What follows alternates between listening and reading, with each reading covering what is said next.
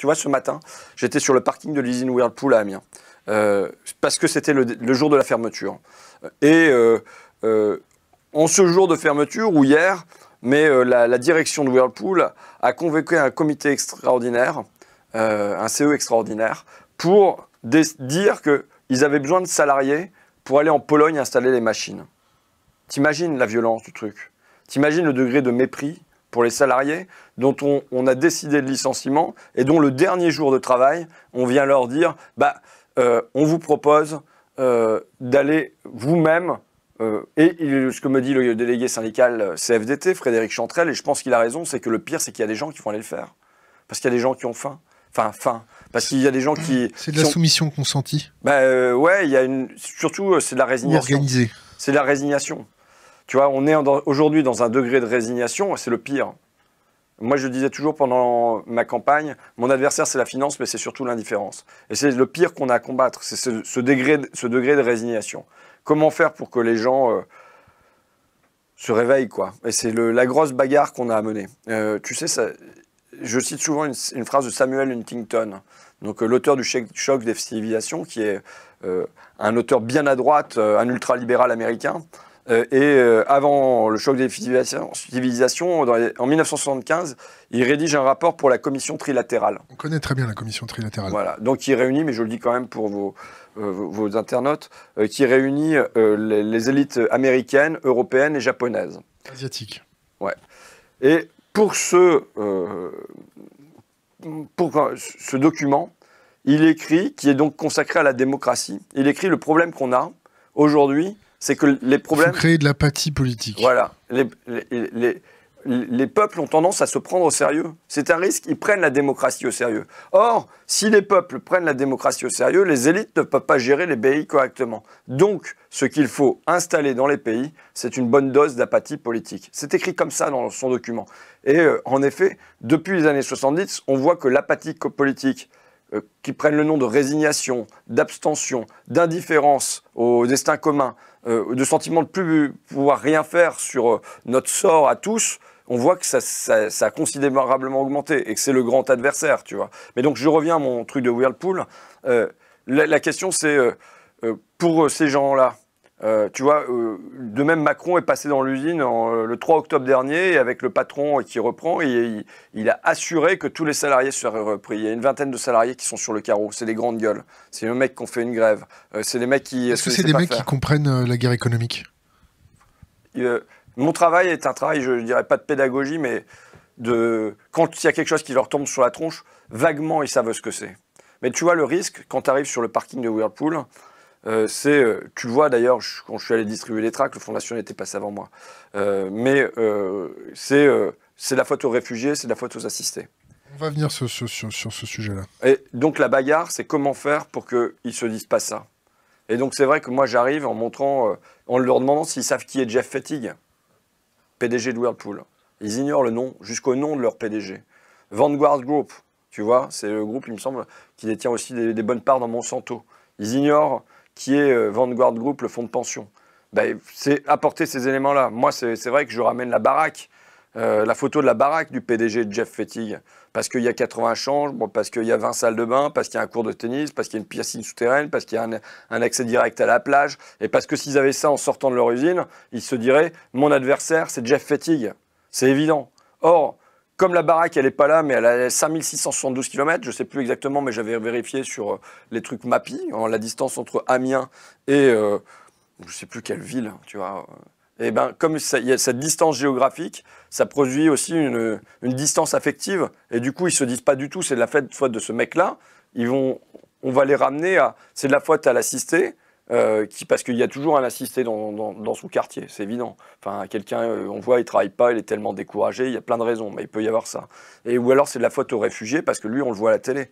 Et donc, comment tu dépasses ce truc de ce qu'on voit, ce qu'on a de côté de chez soi, à l'adversaire est invisible. Mais tu vois, ça y est, je pars en live, d'accord?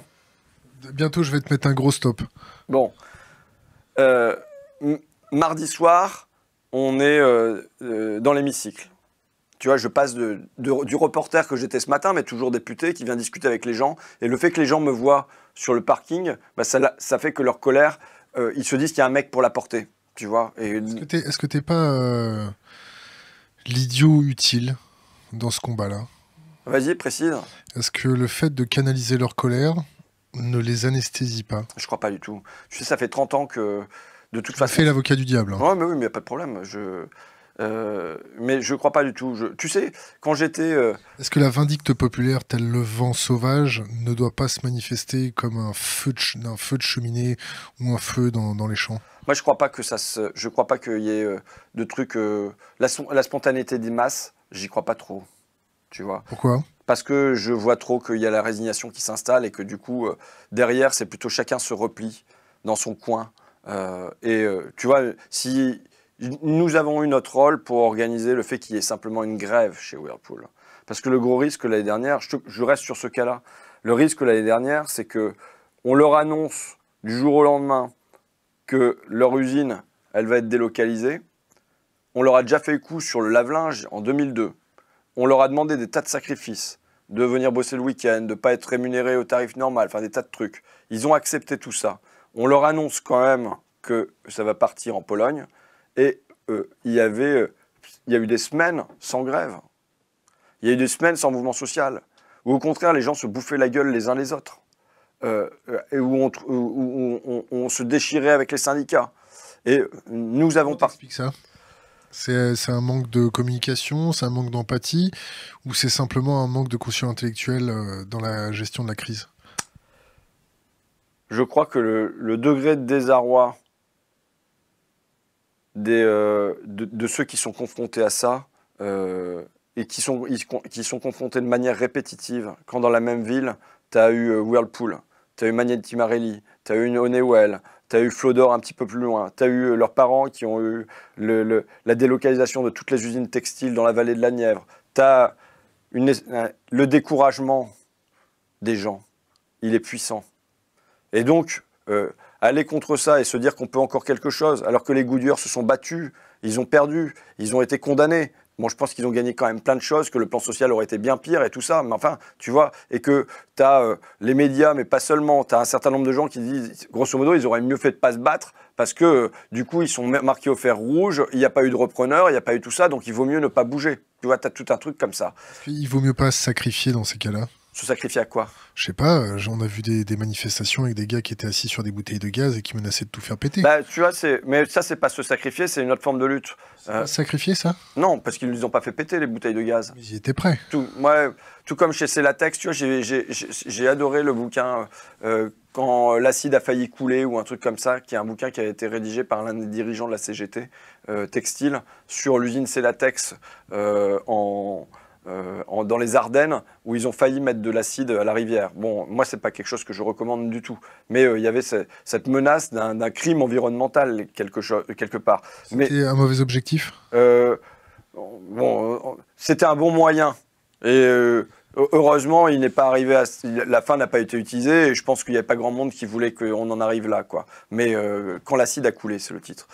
Donc voilà. Mais c'est un bouquin qui est vraiment pour comprendre ce qui se passe dans une lutte. C'est un bouquin clé. Y compris, on peut avoir une distance critique vis-à-vis de ce que raconte le mec, parce que Christian Larose, on voit à travers le bouquin que son objectif est moins que parfois que les salariés obtiennent vraiment satisfaction, que d'avoir un mode de négociation. Chacun a un mode de négociation avec l'étape du dessus. C'est vraiment un jeu tactique. Et lui, son objectif, c'est que la CGT s'en sorte pas trop mal. C'est-à-dire que les salariés, bon, ils aient quelque chose, mais en même temps que le logo CGT ne soit pas entaché par un crime environnemental, quoi. Donc, tu as des espèces de négociations comme ça en série.